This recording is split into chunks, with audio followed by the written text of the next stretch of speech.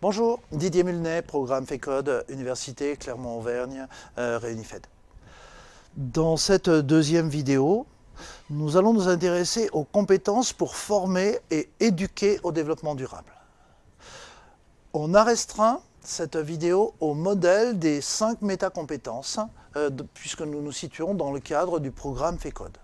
Nous sommes tout à fait conscients que d'autres modèles, tout aussi pertinents en termes de compétences, peuvent exister, qu'ils ont leur logique propre, et que par rapport à ce que je vous présente, un simple effort de transposition peut être fait. La première question, c'est de savoir pourquoi nous nous sommes polarisés sur les compétences plutôt que les connaissances sur ces questions de développement durable. On a tout d'abord fait le constat, ou la supposition, que les gens que nous avons en face de nous ne sont pas des têtes vides, qu'ils ont déjà plein de choses en eux. Et que, en fait, on ne va pas les considérer comme des têtes vides qu'on va remplir de connaissances sur l'économie, le social et l'environnement, et que c'est comme ça qu'on va faire du développement durable. En fait, les limites de ce modèle des 3 sphères, qui repose uniquement sur les connaissances, ou essentiellement sur les connaissances, c'est tout d'abord une très grande faiblesse conceptuelle, avec plein de hors-sujets, des concepts qui n'ont rien à faire ici.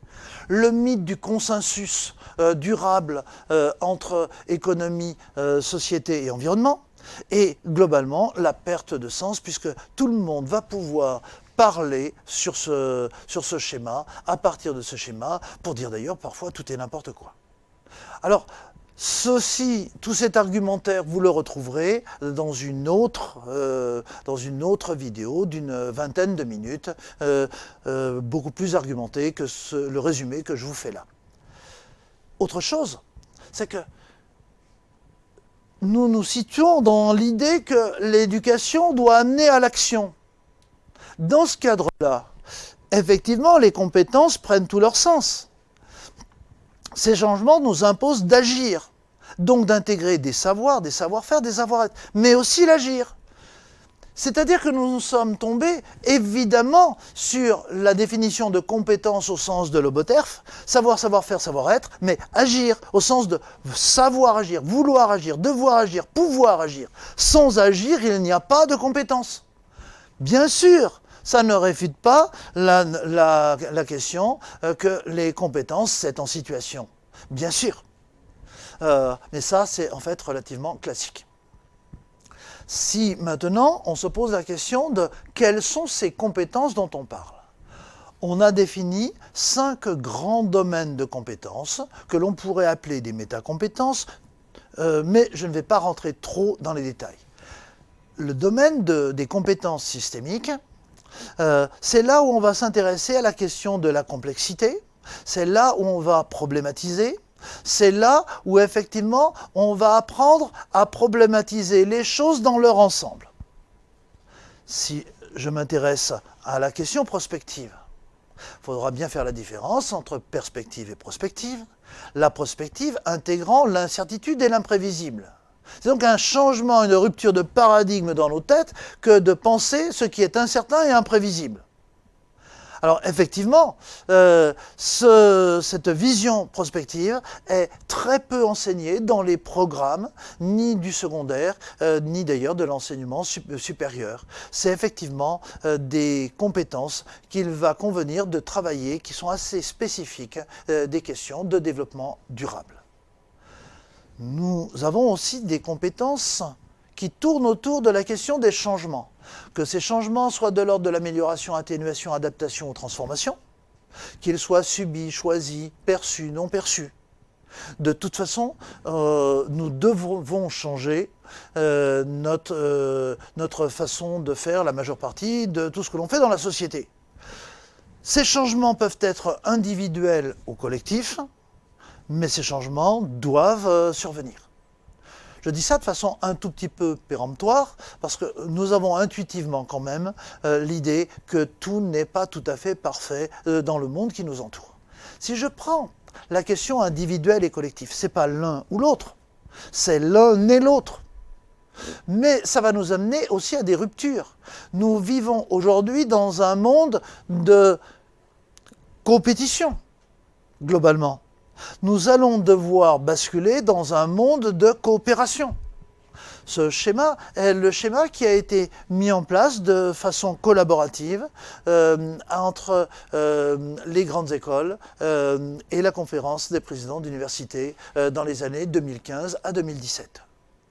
Nous ne faisons là que prolonger ce qui avait été collégialement décidé au niveau de l'ensemble de l'enseignement supérieur. Mais c'est aussi, si là nous sommes sur la question du qu'est-ce que, là nous sommes sur la question du comment, là nous sommes sur la question du pourquoi. Pourquoi, en deux mots, les causes ou les conséquences. Responsabilité et éthique. Pour permettre à l'ensemble des gens qui veulent travailler en compétences de se repérer, nous avons identifié 33 compétences. Ces compétences ne sont nullement exhaustives. Ces compétences ne sont pas exigibles dans l'intégralité. La couleur conventionnelle est le jaune, comme tout à l'heure, jaune pour les questions systémiques, vert pour les questions prospectives, violet pour les changements, rouge pour les changements individuels et collectifs, et bleu pour les questions d'éthique et de responsabilité. Nous allons revenir sur l'organisation de ces 33 compétences. Nous avons tout d'abord des compétences comme faire preuve d'esprit critique, avoir une pensée créative, savoir mobiliser des ressources individuelles ou collectives, identifier les discours et les représentations, identifier la nature des changements. Ces 5 compétences sont des compétences transversales de base, qui n'ont pas forcément à voir avec les questions de développement durable. Ça va servir dans tous les domaines disciplinaires ou interdisciplinaires de la formation, des plus petits jusqu'aux plus grands. Par contre, pour faire le lien avec la première vidéo sur les questions d'information, sensibilisation, là, nous sommes en train d'informer ou de sensibiliser les gens. Dans un deuxième temps, nous avons aussi des compétences transversales, transformatives. Là, on va commencer, avec l'ensemble de ces compétences, de transformer le monde qui nous entoure. Nous allons rentrer donc dans des phénomènes de formation, d'éducation, voire même d'éducation A. Mais, pour rentrer dans les compétences véritablement réflexives, celles qui sont porteuses de sens, de valeur, celles qui définissent véritablement qu'on est bien dans du développement durable. Eh bien, ces compétences, articuler les cultures scientifiques et humanistes, produire une vision prospective pour contribuer à créer des futurs meilleurs, choisir de façon éthique et éclairée les différents types de changements, responsabiliser pour permettre les transformations sociétales, mettre en œuvre les changements pédagogiques adaptés aux changements souhaités, ou enfin prendre en compte les biais cognitifs et lutter contre la désinformation. Nous avons là des choses qui sont beaucoup plus spécifiques des questions de développement durable, ou qui restent d'ailleurs quand même, on va dire, encore transversales. Mais par contre, elles sont réflexives. Et c'est là où se trouve le sens.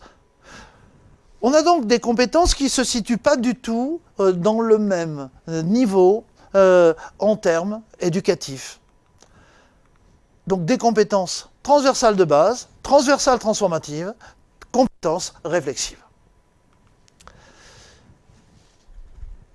Pour nous permettre de naviguer dans ces compétences, avoir une pensée créative, esprit critique, avoir une vision holistique, etc.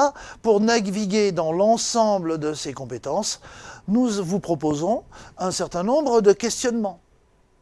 Ces questionnements sont des questionnements théoriques. Il est évident que si vous travaillez avec des enfants d'une école, vous n'allez évidemment pas poser ce questionnaire comme cela, mais vous allez adapter à l'âge, au contexte, au temps, pour savoir si les personnes que vous êtes en train de former ont bien une vision systémique des problèmes. Compétence systémique, c'est se poser les bonnes questions. Compétences prospectives, qui font le lien évidemment entre les deux. Tout ça, c'est comme l'ensemble de ce que vous avez d'ailleurs dans cette capsule vidéo. Tout ce va-et-vient, c'est dans d'autres vidéos qui ont été tournées sur les outils. Métacompétences prospectives, c'est pour ouvrir les questionnements. Métacompétences en termes de changement, c'est pour passer de la créativité à l'innovation en respectant des possibles, mais en passant du discours à l'action. S'il n'y a pas de compétences en termes de changement, il n'y a pas d'action. Et donc nous ne sommes pas dans de l'éducation au développement durable. Compétences individuelles et collectives, toujours sur le comment. Le dernier domaine, on pourrait appeler ça des métacompétences effectivement, mais le dernier domaine en termes de responsabilité et d'éthique, c'est quel sens, pourquoi donner du sens au changement, savoir où on va, comment on le fait, quelles sont les causes, quelles sont les finalités. Voilà donc un outil qui nous permet de construire des projets ou des cours tout en étant fidèle à un certain nombre de compétences. Quelques remarques. Alors il faut faire attention. C'est que l'outil proposé ici, c'est un outil d'analyse, de construction de projet. C'est un ensemble de questions, mais ce n'est pas un ensemble de questions qu'il faudrait essayer d'apprendre par cœur, c'est ridicule. En fait, quand on est compétent, on n'a plus besoin de cet outil. En fait, cet outil, il est utile quand on n'est pas encore compétent. Lorsqu'on est compétent, cet outil n'est plus qu'un pense-bête, on le fait naturellement, comme on apprend à sauter en hauteur ou à faire du vélo. Alors il serait vain de vouloir tendre vers une exhaustivité des compétences visées. Ce sur quoi il faut bien insister, c'est que les compétences ne sont pas des finalités. Il serait ridicule de vouloir faire un tableau de compétences en mettant des croix en face des compétences pour dire j'ai validé telle et telle et telle compétence. C'est pas comme ça que ça marche, la question des compétences. Ces compétences, c'est nous, formateurs, qui les identifions, car c'est des moyens pour rendre les gens compétents. Si en fait on a quelqu'un qui n'est pas capable de faire preuve d'esprit créatif, il n'aura jamais une vision prospective du monde. Si quelqu'un n'a pas une vision qui lui permet de problématiser, jamais il ne posera les bons problèmes. Donc en fait, ces compétences, c'est absolument pas des finalités, mais c'est des moyens. Et ce qu'il est important de faire, c'est de regarder si effectivement on a bien pointé l'ensemble de ces compétences. Sélectionner et valider un certain nombre de compétences n'aurait pas de sens. Ce qui importe véritablement, et c'est le plus dur, c'est de créer une situation dans laquelle on arrive à résoudre des problèmes et trouver des solutions adaptées et en cohérence. Cet outil, ce n'est donc qu'un guide pour une aide au raisonnement. Et ce qui importe, c'est effectivement de construire une véritable mise en situation où on ait suffisamment de compétences, sachant qu'on est obligé de mobiliser des compétences dans les 5 domaines. Si on n'a pas une vision systémique, on ne posera pas les bons problèmes. Si on n'a pas une vision suffisamment prospective, effectivement, on n'ira pas poser les problèmes de demain après-demain et toutes les incertitudes du monde à venir. Si on n'a pas une vision changement, que ce soit individuel ou collectif, effectivement, je ne vois pas comment on pourrait changer le monde, envisager des solutions. Et puis, si on n'a aucune vision en termes de responsabilité ou en termes d'éthique, effectivement, les décisions que l'on va prendre iront sensiblement vers du n'importe quoi. Alors, bien sûr, on peut aller plus loin, mais ceci ne doit pas vous faire peur. Je vous ai dit, nous avons 33 compétences.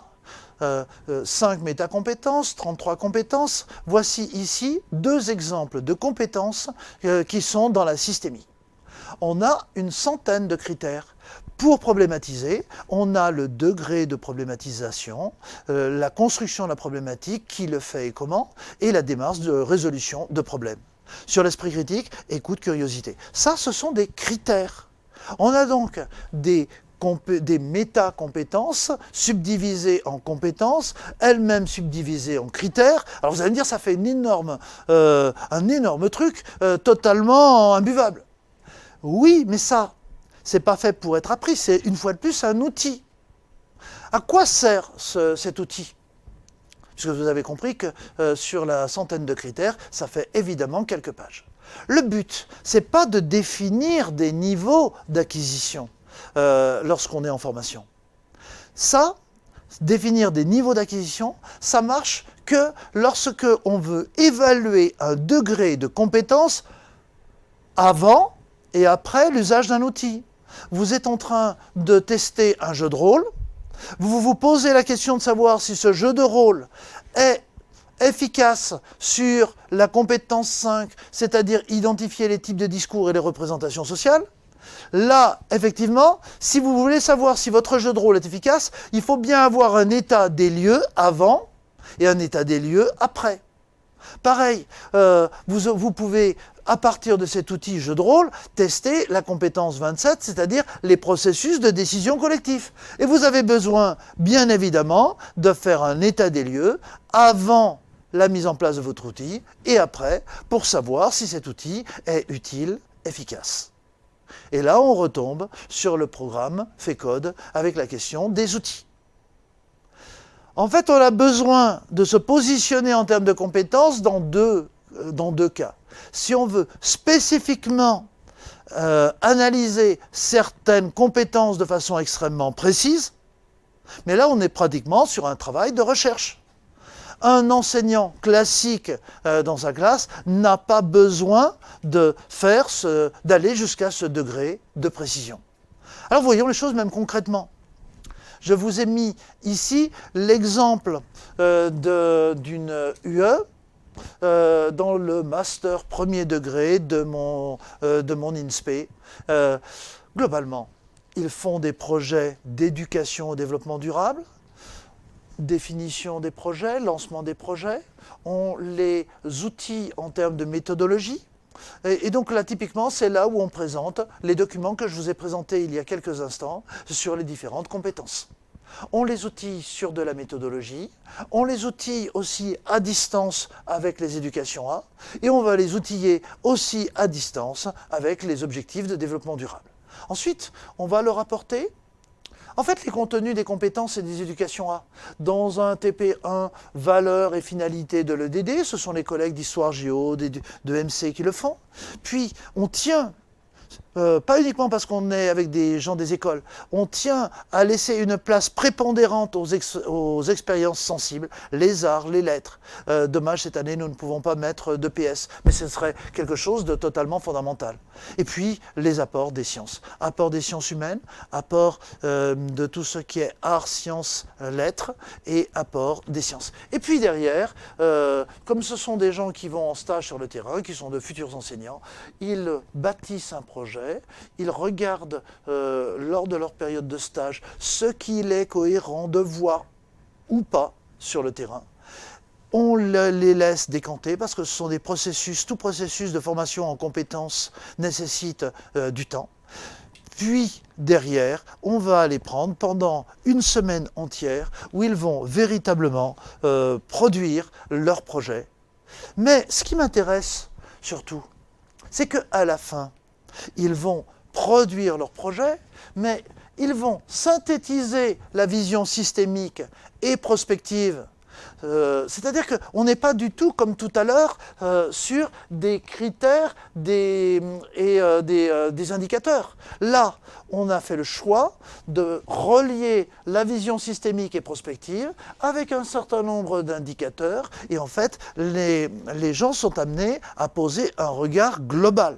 Ce que l'on demande à nos étudiants, car vous l'avez peut-être compris maintenant, ce n'est plus nous qui évaluons, c'est de l'évaluation par les pairs. Nos jeunes collègues, futurs collègues, vont intégrer l'ensemble de ce que l'on a montré depuis le début de cette vidéo et vont positionner des curseurs de compétences le long de cet axe. On a un axe systémique et prospective, on a un axe changement aux échelles individuelles et collectives, on a un troisième axe qui est sur la question de la vision, responsabilité et éthique. Voilà pour faire la relation avec le sujet qui est là, la question des trois domaines de compétences. On a un axe qui porte sur les enjeux éducatifs, les éducations A, et on a un dernier axe qui porte sur la nature, la façon de présenter leur sujet, l'attractivité de leur sujet, la faisabilité de leur projet, de façon à ce qu'on ait vraiment des projets qui soient faisables. Pour résumer tout cela, bien sûr, Vous retrouverez le texte et les références bibliographiques sur le site du RUNIFED pour étayer cette présentation qui n'est qu'un résumé de vidéos déjà présentées. Vous avez les éléments présentés qui ne doivent pas être pris comme des approches dogmatiques. D'autres approches compétences sont tout aussi pertinentes. On présentera dans une troisième partie la relation entre l'usage des compétences développement durable, vu dans cette vidéo, les 17 objectifs de développement durable et les objectifs des éducations A qui ont été présentés dans la première vidéo. Ces compétences correspondent au deuxième critère du programme FECODE.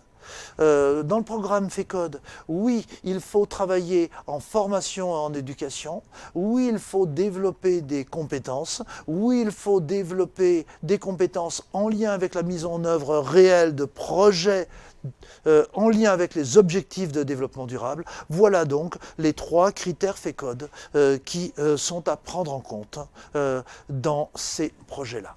Merci de votre attention. Au revoir.